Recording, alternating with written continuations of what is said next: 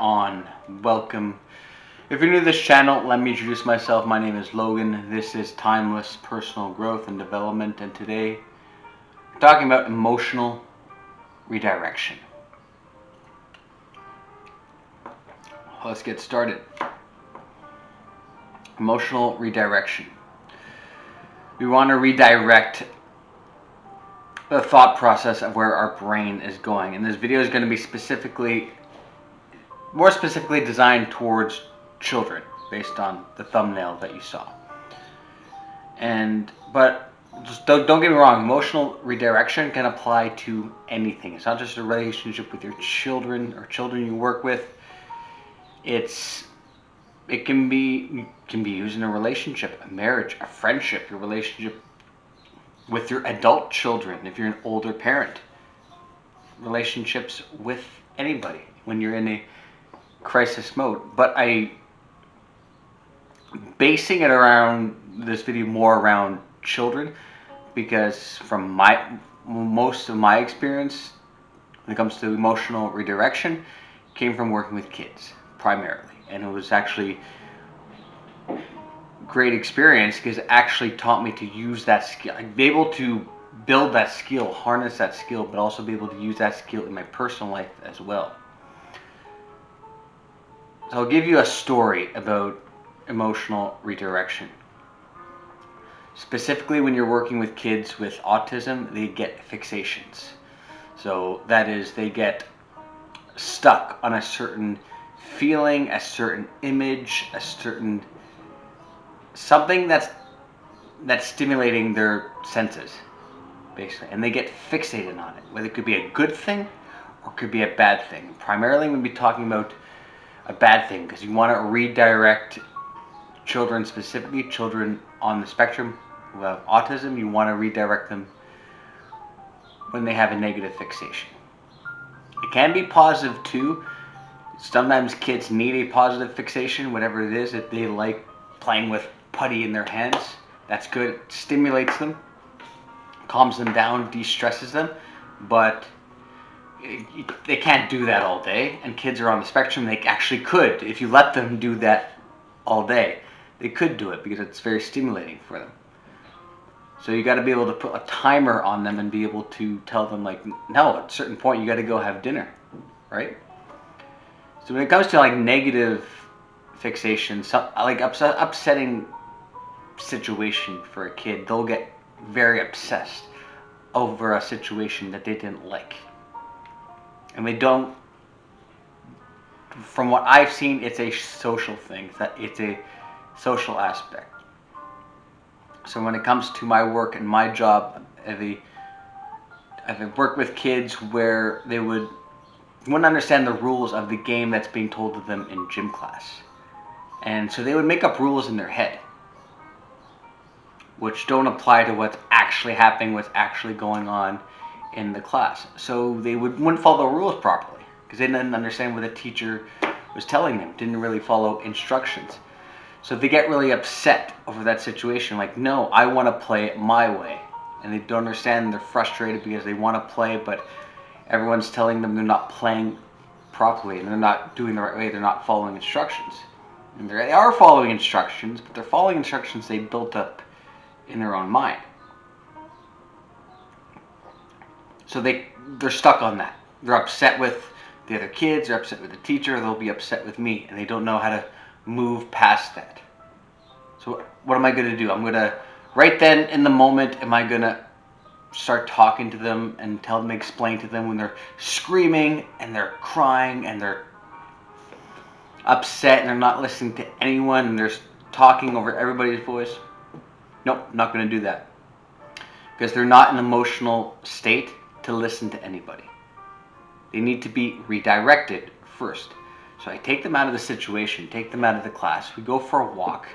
They're still crying, are still upset, are still whimpering, angry and frustrated.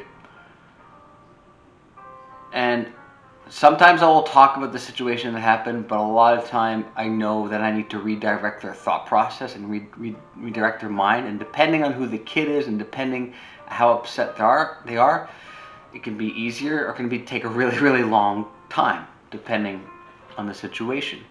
So what I'll do is I'll take them for a walk and I'll start talking about something completely different. Even when they're still crying over the situation that got them upset, I won't talk about what made them upset. It's not the right time.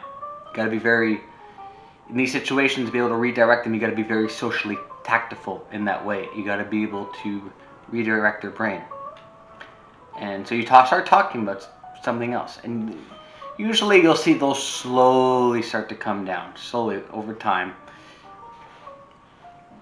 The emotion won't be as intense, it won't be as raw as it was when it started. And a great tool, a great trick that I like to use for this is actually humor. Once the emotion is not raw, once the emotion is not really intense anymore, then you slip in a little joke, you slip in a little humor. And if you see them crack a little smile, behind all those tears, I'm like, okay, good, you're getting somewhere. Their mind is getting fixated on something else, something positive, some sort of positive emotion. And then you just keep making little jokes and, oh, this is going well. And based on what you see and their reaction, just keep going and talk about something completely different. Once they've calmed down and they're in a mental state that they can actually sit and listen to without interrupting, without getting angry, and just really listening to what you have to say and listen to your instructions, then sit them down and like, hey, that situation earlier in the gym where you got all upset, how could we have better handled that situation? What could you have done better to improve on yourself? And you explain them, give them little tips and tools. Depending on what the situation is, don't just give them consequences. You have to explain, especially kids who are on the spectrum. Now, you do it to all kids, neurotypical children as well. But when you do it to children who are on the spectrum, they really, socially, they don't understand what they did wrong. It's very frustrating and very confusing.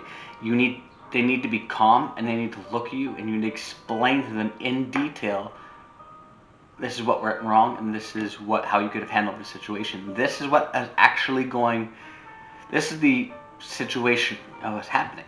And build their situational awareness and explain that to them. This is what was happening.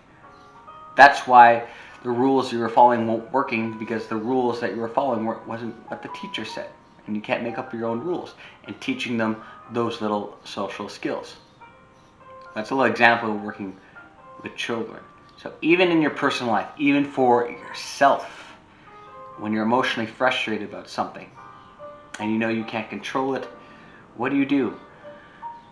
How do you emotionally emotionally redirect your own brain?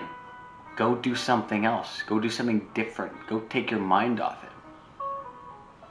What really helps with me is when I'm frustrated with something and something I can't solve in that moment, I go work out. I go boxing. And my friend actually told me today is when you go boxing and you're sparring with someone, your brain doesn't have the space or the time to be able to think about that thing in the back of your head that's bothering you that you got to deal with later. When you see fists coming at your face, that's what you got to focus on. Your brain can't focus on anything else.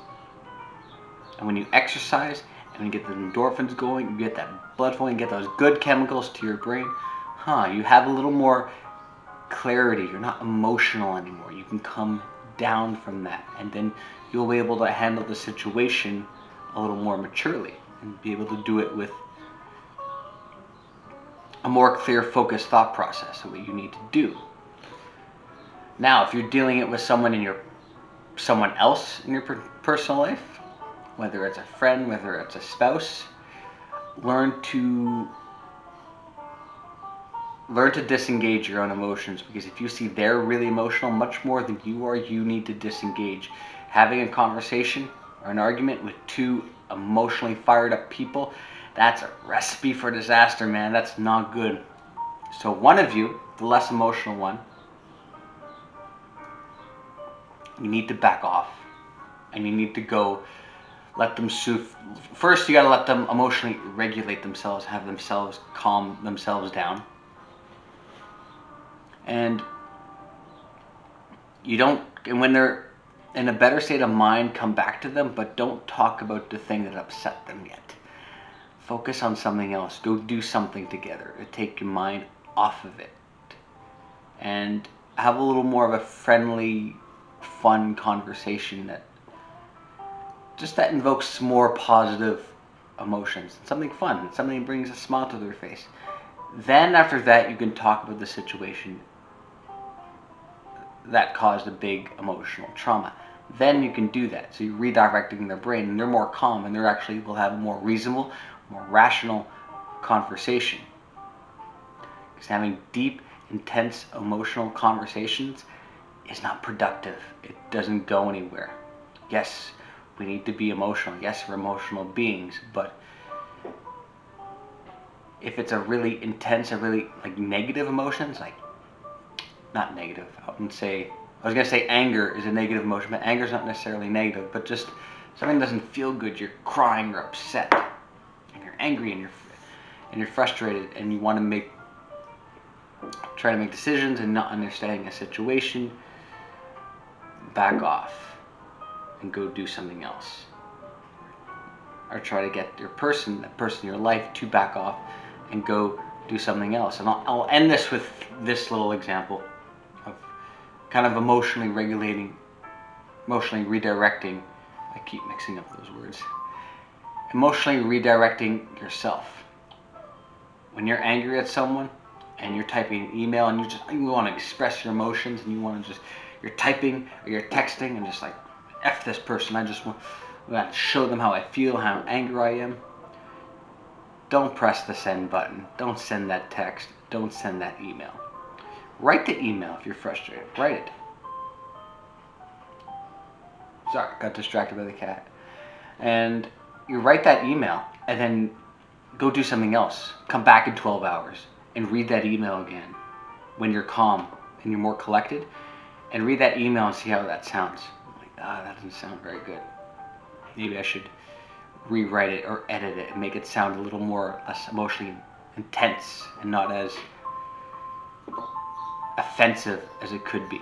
Because having emotional conversations through an email, through a text, through a phone, not good. It's better to have those in person, but if it's not productive and not going anywhere, detach, back off, go do something else, redirect your brain, and come back, and you'll be fine. And on that note, thank you so much for watching.